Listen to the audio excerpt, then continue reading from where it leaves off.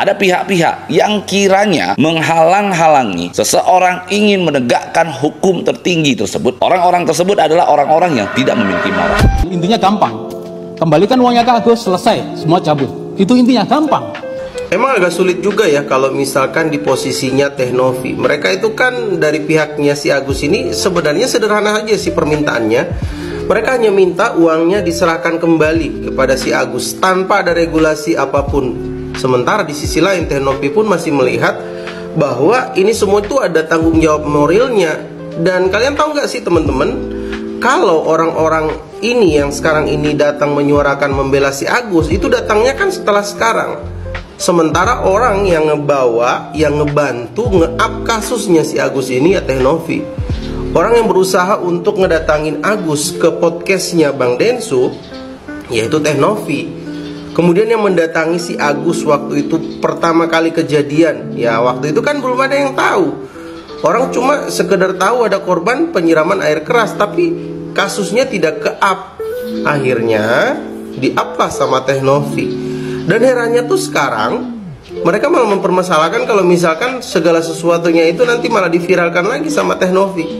Sedangkan awal-awal dulu ya minta juga diviralin biar ke-up kasusnya. Namun jika kita melihat dari hasil pertemuan yang diadakan kemarin, ya sebenarnya di sana juga nggak mendapatkan hasil dari rumusan yang diinginkan oleh pihak pengundang, yaitu Teh Novi. Ya bagaimana tidak, orang yang diundang malah nggak datang. Agus nggak datang, Bang Farhatnya juga nggak datang. Aduh, terus gimana mencari sebuah solusi kalau misalkan mereka udah nggak datang? Kalau kalian sendiri ngelihatnya gimana sih kasus dari Agus ini?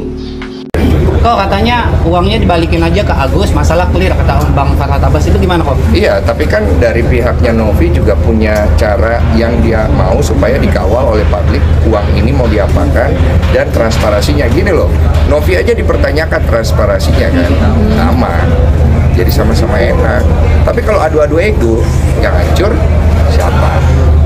Bang Densu lebih mengutamakan masalah Agus sama Novi apa Bang Densu sama Bang Farhat? Agus sama Novi, Bang Farhat nanti. Lebih mengutamakan masalah itu berarti ya? Iya dong, karena itu awalnya. Ini Agus butuh bantuan loh, ya. Dan Novi juga posisinya terpojok. Sekarang ini Novi posisinya terpojok, Bang Farhat, Agus juga terpojok. Terpojok karena hujatan segala macam. Lepaskan diri kalian dari itu. Bang Den terakhir pesan buat Bang Farhat dan Agus. Ada mungkin cari jalan yang terbaik, ya. Oke. Cari jalan yang terbaik. Karena ujung-ujungnya kalian akan mediasi juga, capek soalnya. Tapi kalau kalian mau panjangkan drama ini supaya menjadi tontonan dan ada keuntungan di dalam hal itu, ya sudah monggo. Kodesu menduga ini ada untuk keuntungan? Apa? Kodesu menduga ini ada untuk keuntungan? Ya masing-masing kan mungkin punya kepentingan.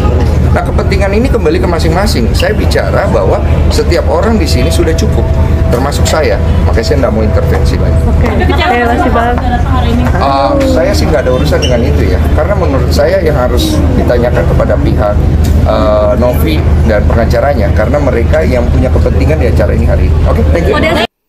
Assalamualaikum warahmatullahi wabarakatuh. Salam Om Swastiastu, Namo Buddhaya. Salam kebajikan dan salam sejahtera untuk kita semua. Sebuah kutipan yang begitu tegas yang disampaikan oleh seorang Pablo Benua dalam cuplikan video tadi. Dia mengatakan bahwa orang-orang yang menghalangi proses dalam kasusnya Agus Salim dan Pratiwi Novianti ini adalah sosok manusia yang tidak punya moral. Lalu di sisi lain, kita melihat bagaimana kuasa hukum atau orang-orang utusannya si Farhat Abbas ini tetap mendesak agar uang itu segera dikembalikan ke Agus Salim. Tetapi di sisi lain, kita mendengar kalimat bijak yang disampaikan oleh seorang Denny Sumargo alias Densu, di mana beliau menegaskan bahwa transparansi dari seorang Pratiwi Novianti saja dipertanyakan oleh mereka Farhat Abbas, oleh kuasa hukumnya Farhat Abbas, oleh Agus Salim dan keluarganya, sehingga persoalan ini semakin kesini semakin rumit. Pemirsa sekalian, dalam beberapa menit ke depan ini, saya ingin mengajak pemirsa sekalian untuk bersama-sama kita mendengarkan komentar yang disampaikan oleh kuasa hukum dari Pratiwi Novianti alias Teh Novi, yakni Bapak Pablo Benua, berkaitan dengan pertemuan mediasi yang sudah kita saksikan bersama-sama kemarin, walaupun pertemuan itu pada akhirnya tidak membuahkan hasil. Tetapi, apakah ada hal-hal lain yang bisa ditempuh guna menempuh jalan perdamaian antara Pratiwi Novianti dan Agus Salim ini? Ataukah surat kuasa yang dikeluarkan oleh Denny Sumargo dalam bentuk surat kuasa elektronik itu akan menjadi kekuatan hukum? Karena saat ini banyak media yang sudah mulai mengangkat bahwa surat kuasa elektronik akan menjadi bukti hukum, akan menjadi kekuatan hukum yang pada akhirnya dana donasi itu tidak akan diserahkan lagi kepada Agus Salim, tetapi akan diberikan kepada pihak atau kepada orang-orang yang lebih membutuhkan. Karena di sini terlihat jelas bahwa kuasa hukum dari si Agus Salim, mereka begitu ngotot, mereka begitu berambisi untuk mendapatkan uang donasi itu. Sementara dari pihak Pratiwi Novianti bersama kuasa hukumnya, mereka tetap mempertahankan bahwa uang donasi yang ada di yayasan saat ini senilai 1,3 miliar itu akan tetap digunakan untuk biaya pengobatan, tetapi ada pihak ketiga yang harus mengontrolnya. Dan demikian, saya ingin mengajak pemirsa terlebih dahulu kita menyimak apa yang disampaikan oleh seorang Pablo Benua berikut ini.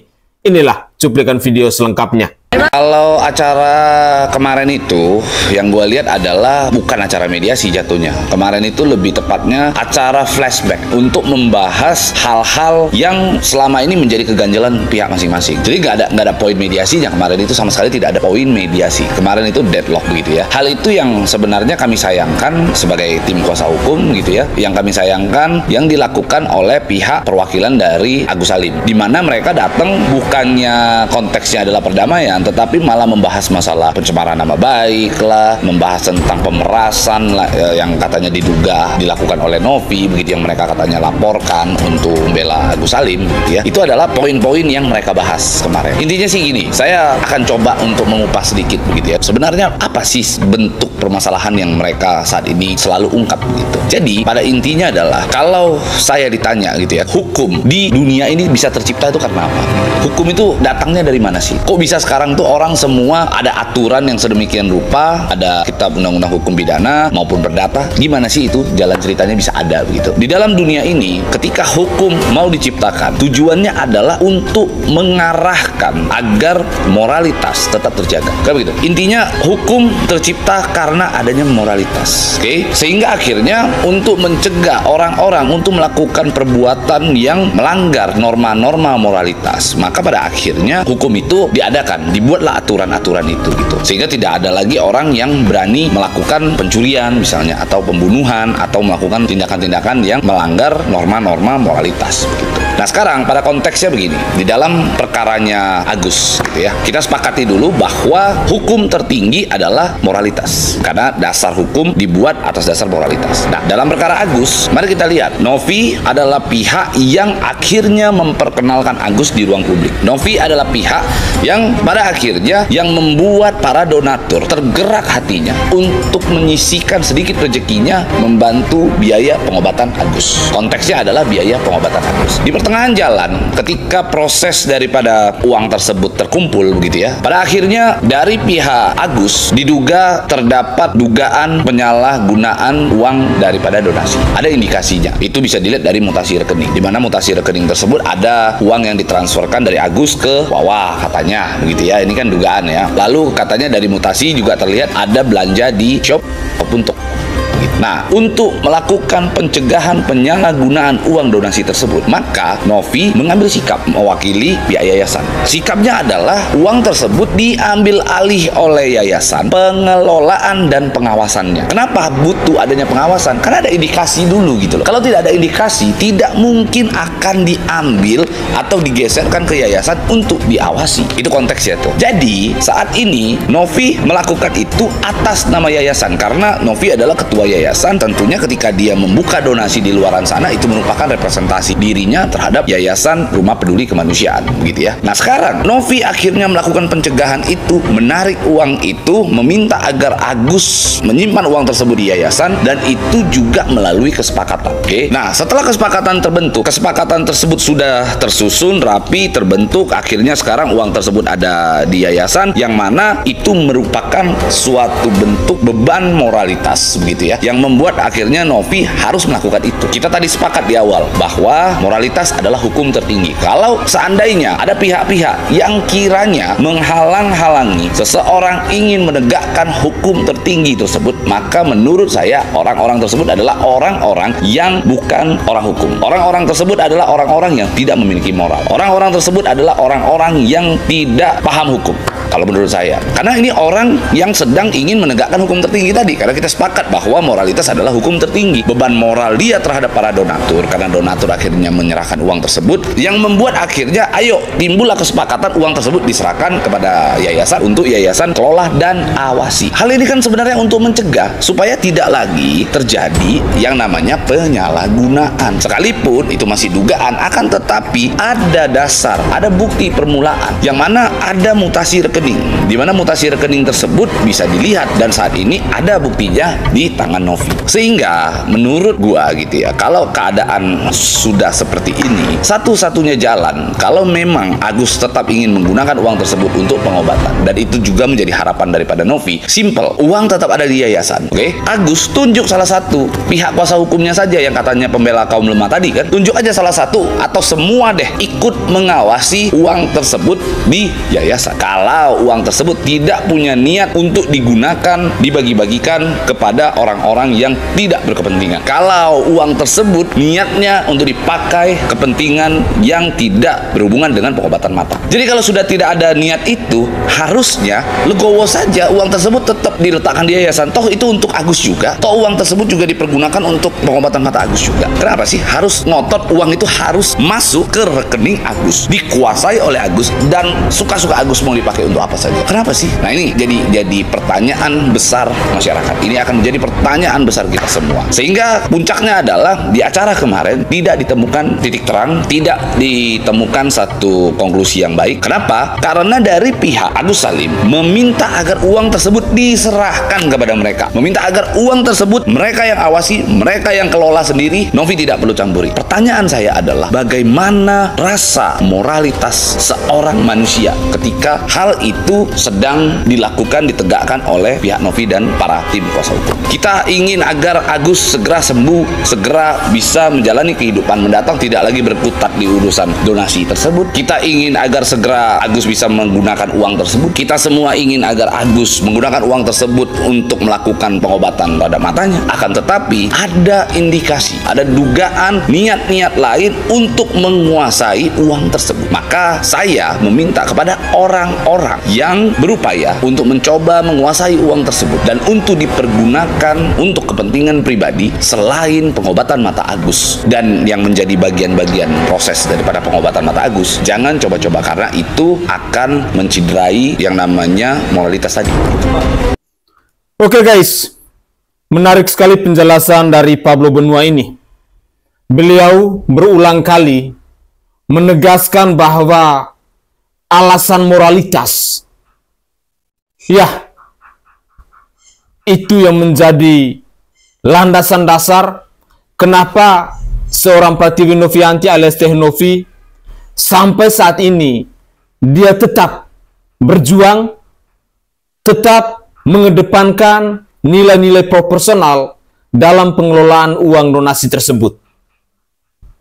Tetapi di sisi lain, kita pun sudah mengetahui bersama-sama bahwa sebagian besar donatur mereka menginginkan uang donasi itu tidak lagi diserahkan kepada Agus Salim, tidak lagi dipakai untuk biaya pengobatan dari si Agus Salim, tetapi diserahkan kepada orang lain yang lebih membutuhkannya.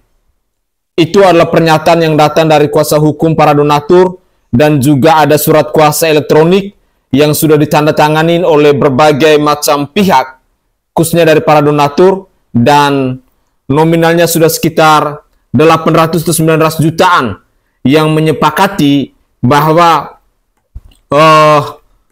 uang donasi itu diserahkan kepada orang yang lebih membutuhkan.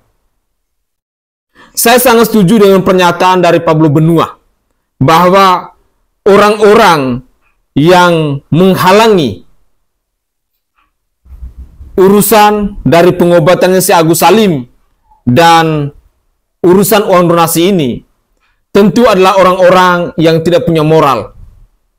Entah itu mereka sebagai kuasa hukum, entah itu mereka yang paham hukum, atau entah itu mereka yang buta dengan dunia hukum, tetap saja bahwa mereka yang menghalang-halangi, mereka yang mencampur adu dan memperubah persoalan ini adalah sosok manusia yang tidak punya moral. Begitu tegas, jelas apa yang dikatakan oleh seorang Pablo Benua. Tetapi yang membuat kita tertawa sendiri ketika ada seorang jubir yang diutus oleh Farhad Abbas yang dengan seenak jidat dan semanis udal dalam cuplikan video tadi dia mengatakan bahwa yang mereka inginkan uang itu diserahkan kepada Agus. Kalau orang yang masih bisa berpikir yang menggunakan logika akal sehat, pasti dia akan bertanya, apakah ini merupakan uang tetesan keringat dari si Agus Salim? Ataukah ini adalah uang donasi?